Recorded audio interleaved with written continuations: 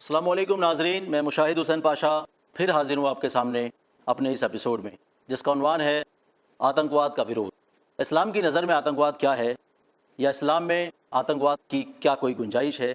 ایسے تمام ایشوز پر ہم بات کر رہے تھے۔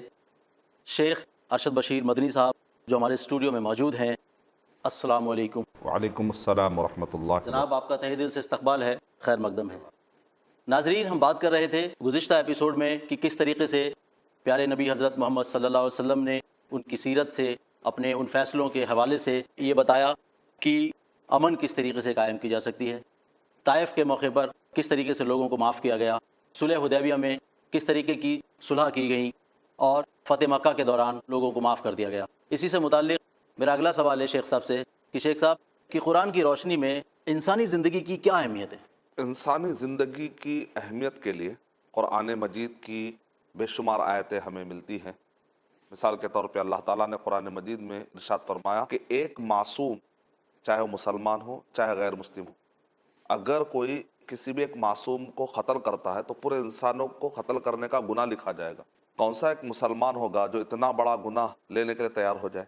اسی طریقے سے ایک معصوم کو بچانا پورے انسانوں کو بچانے کا ثواب اس کو ملے گا۔ یہ سورہ مائدہ سورہ نمبر 5 کے آیت نمبر 32 میں اللہ تعالیٰ نے ارشاد فرمایا، من اجل ذالک کتبنا علی بنی اسرائیل انہ من قتل نفسا بغیر نفس او فساد فی الارض فکأنما قتل الناس جميعا ومن احیاها فکأنما احیا الناس جميعا۔ یعنی اس میں بتایا گیا کہ ایک انسان کو مارنا پورے انسانوں کو مارنے کا گناہ لکھا جائے گا۔ یعنی اس کو ہم ایک مثال کے ذریعے سے سمجھ سکتے ہیں کہ مان لیجئے کہ اگر سڑک پر آپ کہیں پر یہ دیکھتے ہیں کہ اچانک کوئی ہندو یا کوئی کرسچن یا کوئی اور مذہب کا ماننے والا ٹکر ہو یا حادثہ پیش آیا ہو جس کی وجہ سے اس کے جسم سے خون بہہ رہا ہو، ایسے وقت پر ایک مسلمان اگر وہاں پر موجود ہے تو وہ یہ نہ دیکھے کہ وہ ہندو ہے یا وہ کرسچن ہے، کیونکہ جب مار لگتی ہے تو درد ہندو کو بھی ہوتا ہے، مسلمان کو بھی ہوتا ہے۔ انسانیت کو مار لگتی ہے۔ جب خون نکال کر ہم دیکھتے ہیں تو ایسا تو نہیں ہے کہ ہندو کے خون کا رنگ الگ ہے، مسلمان کے خون کا رنگ الگ ہے، درد تو سبھی کو ہوتا ہے۔ بے شک۔ تو ایسے وقت پر ہم کو یہ دیکھنا ہے کہ وہ ایک معصوم بیچارہ، ایک عام انسان، سٹیزن، جب وہ روڈ پر تڑپ رہا ہو تو ایسے وقت پر ہم کو بڑھ چڑھ کر حصہ لینا چاہیے، کیونکہ ایک انسان کو بچانا پر انسانوں کو بچانے کا ثواب ملے گا۔ ایک پن کمانے کا، نیکی کمانے کا اس سے بہتر اوسر اور اس سے بہتر اپرچونٹی اور کیا ہو سکتی ہے؟ تو ایک معصوم انسان کی جان کو بچانے کے لیے ہم کو آگے بڑھنا پڑتا ہے۔ یہ ہم کو کس نے پروگرامنگ کی؟ قرآن مجید نے، محمد صلی اللہ علیہ وسلم کے تعلیمات نے۔ نبی اکرم صلی اللہ علیہ وسلم نے ارشاد فرمایا، صحیح بخاری والیوم نمبر 9، میں ایک انگلش صحیح بخاری کا ترجمہ اس کا میں حوالہ دے رہا ہوں، والیوم نمبر 9 حدیث نمبر 46، 47، 48، 49۔ تو اس میں بتایا گیا کہ نبی اکرم صلی اللہ علیہ وسلم نے ہم کو یہ حکم دیا ہے کہ من قتل معاہدا لم یرح رائحۃ الجنہ، کہ جو کوئی ایسے کو قتل کرے گا جو ایگریمنٹ کر کے، ایک معصوم، ایک انسان، ایک سٹیزن، جیسے ہندوستان کا پلیس آف ایگریمنٹ ہے، یہاں پر ایگریمنٹ کر کے ایک معصوم، ایک عام انسان جو سب لائف گزار رہے ہیں، ہندو، مسلم، سکھ، عیسائی، یہ سارے کے سارے، اس کو کہتے ہیں پلورلسٹک سوسائٹی، جہاں پر مختلف مذاہب کے ماننے والے آپس میں ایگریمنٹ کر کے رہے، یہ دار المعاہدہ ہے، یہ پلیس آف ایگریمنٹ ہے۔ اگر یہاں پر کوئی بھی کسی بھی معصوم کو مار دیتا ہے تو اس کے لیے کیا گناہ ہے؟ وہ جنت کی خوشبو تک بھی نہیں سونگے گا۔ تو اس سے کیا پتا چلا کہ انسان کی جان کی اہمیت کیا ہے؟ سورہ بنی اسرائیل سورہ 17 کے آیت نمبر 70 میں اللہ تعالیٰ ارشاد فرما رہے، وَلَقَدْ كَرَّمْنَا بَنِي آدَمَ وَحَمَلْنَاهُمْ فِي الْبَرِّ وَالْبَحْرِ وَرَزَقْنَاهُمْ مِنَ الطَّيِّبَاتِ وَفَضَّلْنَاهُمْ عَلَى كَثِيرٍ مِّمَّنْ خَلَقْنَا تَفْضِيلًا۔ یعنی ہم نے آدم علیہ السلام کو عزت دی، جیسے ہم کہتے ہیں اشرف المخلوقات، یعنی کہ سارے مخلوقات، فرشتے ہیں، جن ہیں، مور ہیں، بہت خوبصورت ہے مور، بہت سارے پرندے ہیں، بہت سارے جانور ہیں، بہت فائدہ مند جانور ہے، لیکن ان سب سے زیادہ عزت اللہ سبحانہ و تعالیٰ نے، اللہ خالق ہے، مخلوقات میں سب سے بہتر مخلوق کس کو کہا گیا؟ انسان کو۔ انسان کی عزت ہے، اسی لیے انسان کے جان کی، اس کے مال کی، اس کے عزت کی، اس کے آبرو کی اسلام میں بڑی ہی قدر ہے۔ مثال کے طور پر مجھے ایک مرتبہ سوال آیا کہ شیخ صاحب، میرے پڑوس میں ایک عورت ہے، نوکرانی ہے، کام کرنے والی ایک عورت ہے، اور وہ ہندو ہے، اور وہ اپنے بچے کو دودھ پلا کر اس نیت سے چلے گئی کہ میں جلدی جاؤں گی اور سودا لا لوں گی، پتہ نہیں کسی وجہ سے اتنی دیر ہو گئی کہ یہاں پر بچی تڑپ رہی، یہاں تک کہ ایسا لگتا ہے جیسے کہ آنکھ باہر آ رہے ہیں۔ تو ایسے وقت پر کیا میں جا کر اس معصوم بچی کے دودھ کا انتظام کروں یا نہیں کروں؟ تو میں نے کہا میرے بھائی، اللہ آپ کے پڑوس میں آپ کو اپرچونٹی دے رہا ہے جنت کا راستہ کمانے کے لیے. آپ یہ مت دیکھو کہ وہ نوکرانی ہے، یہ مت دیکھو کہ وہ ایک ہندو عورت ہے، یہ دیکھو کہ وہ جو چھوٹی بچی ہے، چھوٹا بچہ ہے، وہ معصوم ہے. بے شک بے ایک معصوم کی جان بچانا پورے انسانوں کے جان بچانے کا ثواب ملے گا. تو یہ میرے زبان سے جو جواب نکلا، کیا اس وجہ سے نکلا کہ یہ میری خواہش ہے، میری اچھا ہے؟ یہ صرف میری خواہش اور اچھا نہیں، یہ تو میری فطرت ہے. یہ پروگرامنگ کس نے کی مجھے ایسا کہنے کے لیے؟ قرآن مجید، قرآن مجید. صحیح احادیث، محمد صلی اللہ علیہ وسلم کے تعلیمات. یعنی اسلام نے میری پروگرامنگ کی ہے، نتیجے میں لوگوں کی پروگرامنگ کر رہا ہوں. اس کا مطلب اسلام اگر ہم کو آتنکواد سکھاتا، یا اسلام ہم کو کوئی دہشت گردی والا عمل سکھاتا، یا کوئی تعلیم اگر سکھاتا ہے، یا انسانیت کی اگر قدر نہیں ہوتی، تو ظاہر بات ہے یقیناً ہمارے جوابات الگ ہوتے. لیکن ہم جوابات کیسے دیتے ہیں؟ جس سے کہ انسانیت کو فائدہ ہو. بھلا شیخ صاحب، آپ کی بات سے ایک بات نکلی ہے کہ پھر اس طرح لوگوں میں جو ایک ذہنیت ہے یا عام ذہنیت اسلام کے خلاف بن چکی ہے، اس کی کیا وجہ ہے؟ اس کی وجہ یہ ہے کہ جو لوگ بھی یہ بات کہتے ہیں، وہ لوگ اسلام کو قرآن سے اور صحیح حدیث سے نہیں پڑھتے. The best way to understand any religion, کسی بھی ریلیجن کو پڑھنے کا سب سے بہترین طریقہ یہ نہیں ہے کہ اس کے فالوورز کو دیکھا جائے، بلکہ سب سے بہترین طریقہ یہ ہے کہ اس کے مذہبی کتابوں کو پڑھ کر اس کے بارے میں آپ رائے قائم کریں. کیونکہ کئی مرتبہ ایسا ہوتا ہے کہ فالوورز اس ریلیجن کا نام تو لیتے ہیں لیکن ریلیجن کو فالو نہیں کرتے. بلکہ کئی مرتبہ تو ایسا ہوتا ہے کہ فالوورز کو ریلیجن کے بارے میں معلومات تک بھی نہیں ہوتی. فالو کرنا تو دور کی بات ہے، معلومات بھی نہیں ہوتی. تو ایک فالوور یا ایک کسی بھی ریلیجن کے ماننے والے کو دیکھ کر ریلیجن کے بارے میں رائے قائم نہیں کی جا سکتی. ریلیجن کے بارے میں رائے قائم کرنا ہے تو قرآن کو پڑھنا پڑے گا، صحیح حدیث کو پڑھنا پڑے گا، اس کی بنیاد پر فیصلہ قائم کرنا پڑے گا. تو جو لوگ بھی ایسی رائے قائم کرتے ہیں، وہ کسی نہ کسی فالوورز کے کوئی بھی ایک کام کو دیکھ کر، مثال کے طور پہ اگر کوئی یہ کہے کہ اگر کوئی مسلمان شراب پی رہا ہے، چونکہ مسلمان شراب پی رہا ہے لہذا اسلام میں شراب حلال ہے، تو ہم کہیں گے کہ آپ کی اسلام کے بارے میں سوچ غلط ہے. اگر کوئی مسلمان چوری کرتا ہے، اگر کوئی مسلمان ڈاکو بن جاتا ہے، اگر کوئی ہٹلر کو دیکھ کر یہ سمجھے کہ یہ کرسچینٹی، اور کرسچینٹی میں ایسا بتایا گیا کہ ہٹلر بن جائے اور معصوموں کو مار دے، قتل کرے، مارے. آدمی یہ کہے کہ یہ فلاں آدمی جو ہے ہندو مذہب کا ماننے والا ہے اور وہ چوری کے کیس میں پکڑا گیا، ہم یہ کہیں کہ ہندوازم ایسا ہے، تو ہم یہ کہیں گے کہ یہ کوئی طریقہ نہیں ہے کہ فالوورز کو دیکھ کر اگر کوئی گاڑی چلانے میں بے ترتیبی برتتا ہے، صحیح طریقے سے نہیں چلاتا ہے، تو وہ گاڑی چلانے والے کو پہلے دیکھا جائے گا، بھئی تم نے چلائی کیسا گاڑی، تم غلط چلا رہے ہو، پھر گاڑی کو کہہ رہے ہو کہ گاڑی خراب ہے. تو بالکل اسی طریقے سے یہ غلط فہمی ہو جاتی ہے کہ لوگ کا پڑھنے کا انداز، بات کرنے کا انداز، اور ان کے کامنٹ دینے کا انداز، کنکلوژن لینے کا جو انداز ہے، وہ علمی اور اکیڈمک نہیں ہوتا ہے، لاجیکل نہیں ہوتا. یہ ایج آف ریزننگ ہے، تو اس کا نظریہ بدل جاتا ہے. اس کا نظریہ غلط بیٹھ جاتا ہے اس کے دماغ میں، اور نتیجے میں اسی کی بنیاد پر وہ سوچنے لگتا ہے. ایک اور مسئلہ ہے کہ جس چشمے سے آج ہندوستان میں یا پوری دنیا میں اسلام کو دیکھا جا رہا ہے، الفاظ ایک جہاد کے تعلق سے جہاں بھی جہاد کا ذکر ہوتا ہے یا جہاد کی بات ہوتی ہے، مسلمانوں کو ٹارگٹ بنایا جا رہا ہے، اسلام کو ٹارگٹ بنایا جا رہا ہے. میں آپ سے جاننا چاہتا ہوں کہ جہاد کا صحیح معنی کیا ہے اور اس کا کیا مطلب ہے؟ کیا قتل کرنا اور لوگوں کو مارنا ہی جہاد ہے؟ دیکھیے، جہاد کا اگر آپ کسی بھی ڈکشنری میں جا کر، ڈکشنری لکھنے والے جتنے بھی ہوتے ہیں، آپ کسی بھی قسم کی ڈکشنری میں لکھا ہوا ہے جو حدن سے نکلا. جو حدن کا مطلب ہوتا ہے محنت کرنا. مثال کے طور پہ میں اور آپ یہاں پر محنت کر رہے ہیں، جد و جہد کر رہے ہیں، تاکہ ہم اپنے سامعین کو علمی طریقے سے یہ سمجھائیں اور بتائیں کہ کس طریقے سے آتنکواد کا وروध کرنا چاہیے، کہ علمی طریقے سے ہم محنت کر رہے ہیں. تو ہم جو محنت کر رہے ہیں اس کو بھی جہادی کہتے ہیں. سورہ لقمان، سورہ نمبر 31 کی آیت نمبر 15 میں اللہ تعالیٰ ارشاد فرما رہے، اگر والدین جد و جہد کرے، محنت کرے، بچے کو اپنے شرک کے راستے پر لانے کی کوشش کر رہے ہیں، تو اللہ تعالیٰ کیا کرے؟ والدین کی اطاعت مت کرو، کیونکہ وہ غلط چیز سکھا رہے تم. تو اللہ تعالیٰ قرآن مجید میں کیا ارشاد فرمایا؟ اگر والدین جہاد کرے، یعنی جد و جہد کرے. اب یہاں پر کون سا جہاد ہو رہا ہے؟ قرآن مجید میں تو جہاد کا ورڈ آیا، اور یہاں پر والدین کون ہے؟ غیر مسلم ہے. اور کہہ رہے کہ یہ اگر تمہارے والدین تم کو شرک کی طرف بلائیں، جد و جہد کرے، محنت کرے، جہاد کرے تاکہ تم شرک کرو، تو تم ان کا ساتھ مت دو. یعنی یہاں پر بھی جو ورڈ آیا ہے جہاد کا ورڈ آیا. اس سے کیا پتا چلا؟ اس سے پتہ یہ چلا کہ جہاد کا معنی ہے محنت کرنا. اگر ہم اس کو قرآن اور صحیح حدیث کے کانٹیکس میں پڑھتے ہیں تو اس کا معنی یہ ہے ظالم کے ہاتھ کو پکڑ لینا. ایک ظالم اگر ظلم کر رہا ہے تو اس کے ہاتھ تو اس کے ہاتھ کو پکڑ لینا، یہ مطلب ہوتا ہے جہاد کا، یعنی کہ کسی بھی معصوم کو نہیں مارنا، یہ اسلام کی تعلیم ہے۔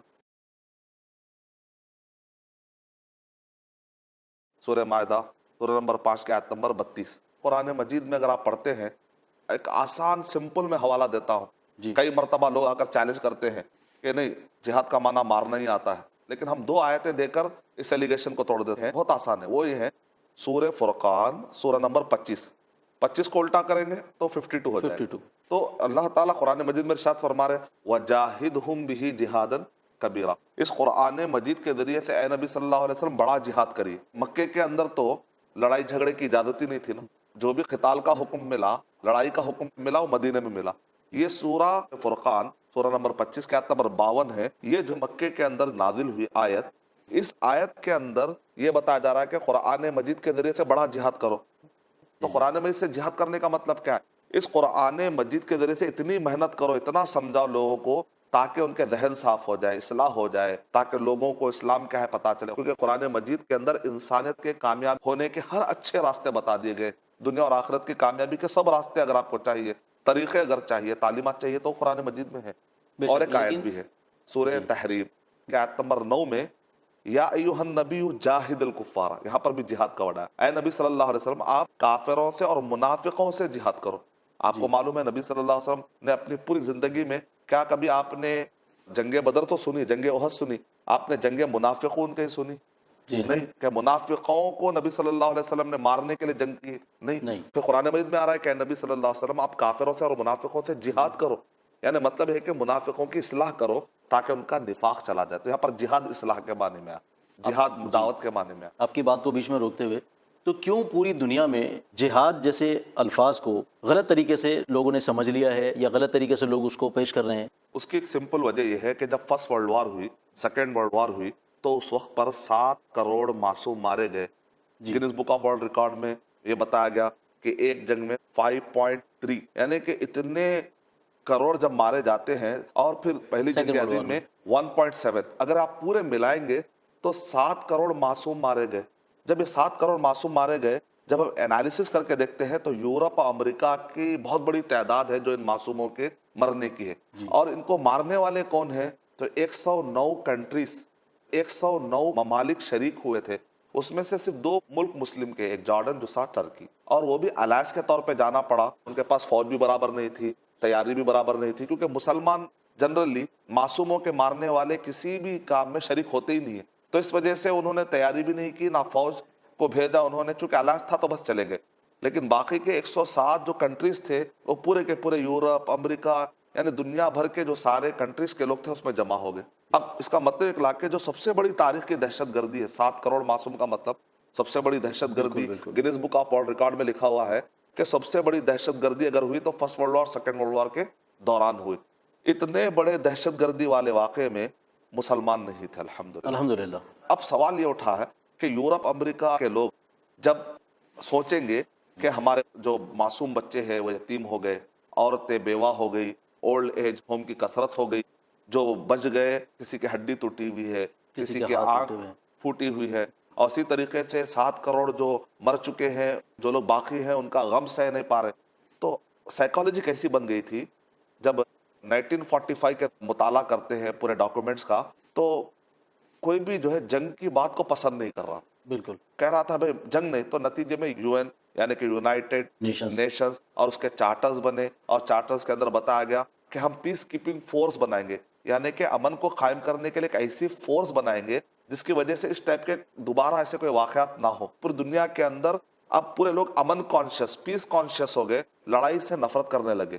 اب یہاں پر 2 پہلو ہو گئے، اب اگر لوگ نفرت کریں گے تو جنگ سے نفرت کریں گے، تو یہ جنگ قائم کرنے والوں سے نفرت ہوتے ہوتے وہ جنگ قائم کرنے والے ریلیجن سے بھی نفرت ہو سکتی ہے، بالکل ہو سکتی ہے۔ تو اس سے پہلے کہ وہ جنگ قائم کرنے والوں کے ریلیجن سے نفرت ہو، بڑی آسانی کے ساتھ آہستہ سے مسلمانوں کا نام درمیان میں لایا گیا، کیونکہ اس وقت پر میڈیا کے گوشے ان کے ہاتھ میں تھے۔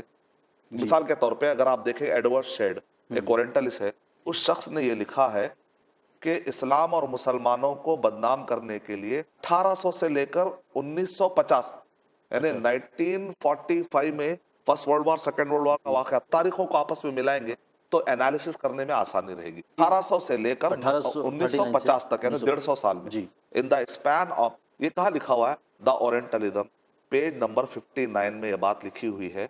ये किताब किसने लिखी है? Edward said. ओरिएंटलिस्ट की दुनिया का बादशाह इसको कहा जाता है। इस शख्स ने ये एतराफ किया कि इस्लाम और मुसलमानों को बदनाम करने के लिए in the span of 150 years, 150 साल के अंदर 60,000 किताबें लिखी गई। मतलब कि अगर आप इसको डिवाइड करेंगे तो उसका मतलब यह है कि हर 3 दिन में 2 बुक इस्लाम और मुसलमानों के खिलाफ, और ये किताब लिखने का टाइम है 1950 से छपने का दौर है। ओके। अब ये छपकर बाजारों में बंटने लगी, मुसलमानों के खिलाफ जहन बनाया जाने लगा। मैं आपको बीच में दखल दे रहा हूँ माजरत के साथ। इतने बड़े पैमाने पर मुसलमानों के खिलाफ एक साजिश हो रही है, एक लिटरेचर सामने आया है, एक बुक पब्लिश हो रही है, क्या मुसलमान इसमें इन्वॉल्व नहीं? क्या उनको ये सब चीज़ें पता नहीं? क्या वो इसकी मुखालफत नहीं कर रहे थे? क्या वो कुरान और हदीस की रोशनी में लोगों को ये समझाने की कोशिश नहीं कर रहे थे? सबसे पहले तो ये कि जिस वक्त पर ये किताबें लिखी जा रही थी और ये जो मीडिया के जरिए से फैलाई जा रही थी, ये मीडिया पर कंट्रोल मुसलमानों का या तो अवेयरनेस नहीं था, या अगर मुसलमान लिख रहे थे भी उस जमाने में, या तो उर्दू में बहुत लिखा जा रहा था, अरबी में बहुत लिखा जा रहा था, लेकिन इंग्लिश जबान में उस जमाने में इस्लाम के बारे में मुसलमान से ज्यादा ओरिएंटलिस्ट लिख रहे थे। तो नतीजे में यूरोप अमेरिका की प्रोग्रामिंग बड़ी आसानी के साथ ये किताबों के जरिए से हो गई, बेशक। और ये किताबें छपकर इतने ज्यादा तेजी से फैलने लगे कि देखो, तुम लोग अभी नेक्स्ट लड़ाई से डर रहे हो ना, हाँ, अगर थर्ड वर्ल्ड वॉर हो सकती है ना, ये तो मुसलमानों की वजह से हो सकती है। दहन को कैसा डाइवर्ट किया गया कि जो लोग घबराए हुए थे उनके खौफ को इस्तेमाल किया गया। कहा, अरे क्यों मुसलमान क्यों लड़ेंगे अब दोबारा? नहीं, तुमको तीसरी जंग से डर है ना, ये तीसरी जंग मुसलमान से हो सकती है। वो कहते क्योंकि इनके पास जिहाद का वर्ड है, क्योंकि इनके पास 4 शादियों का हुक्म है। मीडिया के जरिए से मुसलमानों को बदनाम किया जाए। ये किताबों का दौर खत्म हुआ, फिर उसके बाद आप गौर करके देखिए तो कार्टून्स बनाने का मरहला आया, फिर उसके बाद आगे बढ़कर इनोसेंस ऑफ मुस्लिम बनाई गई, कभी मूवीज के जरिए से, कभी अखबारों के जरिए से, कभी किताबों के जरिए से। मेरा पॉइंट क्या है? मेरा पॉइंट ये है कि किस तरीके से इन वर्ड को कॉन्टेक्स्ट से तोड़ते हुए, कैसे अपने मफाद के लिए इस्तेमाल करते हुए मीडिया के हर गोशे को बुरा नहीं कर रहा, क्योंकि हम जो यूज कर रहे हैं ये भी तो मीडिया ही। मीडिया के बाज गोशों ने लोगों को जिहाद का माना ऐसा बताया कि दहशतगर्दी, हालांकि जिहाद है दहशतगर्दी का खात्मा। जिहाद का मतलब है मासूमों की हिफाजत, जिहाद का मतलब है जालिम के हाथ को पकड़ लेना। मोहम्मद सल्लल्लाहु अलैहि वसल्लम का पीसफुल अप्रोच ही हमें बताता है। ताइफ के मैदान में आपने माफ कर दिया, फतेह मक्का के मौके पर आपने माफ कर दिया, सुलह हुदैबिया के मौके पर क़वानीन अजीब थे, फिर भी आपने सुलह को पसंद फरमाया। तो लिहाजा एपिसोड में जो बातें बता रहे, दरअसल उसी की कोशिश ये है कि जो गलत फहमियां, जैसा आपने कहा, क्या मुसलमान क्या कर रहे थे? गलत फहमियां दूर करने के लिए हम जो मेहनत कर रहे हैं, ये भी उन्हीं मेहनतों में से एक मेहनत है ताकि लोगों से गलत फहमी दूर हो जाए। मेरा एक अगला सवाल आपसे ये है कि लोगों में ये बहुत भ्रम है, गलत फहमी है इस्लाम के ख़िलाफ़ कि इस्लाम तलवार की ज़ोर से फैला, और इस्लाम में तलवार के ज़ोर की कोई गुंजाइश अभी तक तो नज़र आई नहीं है। इस भ्रम को कैसे लोगों में बताया जाए या इस भ्रम को तोड़ा जाए कि इस्लाम तलवार से नहीं फैला, तालीमात से फैला है? बिल्कुल, इसको कैसे बहुत सिंपल लॉजिक है।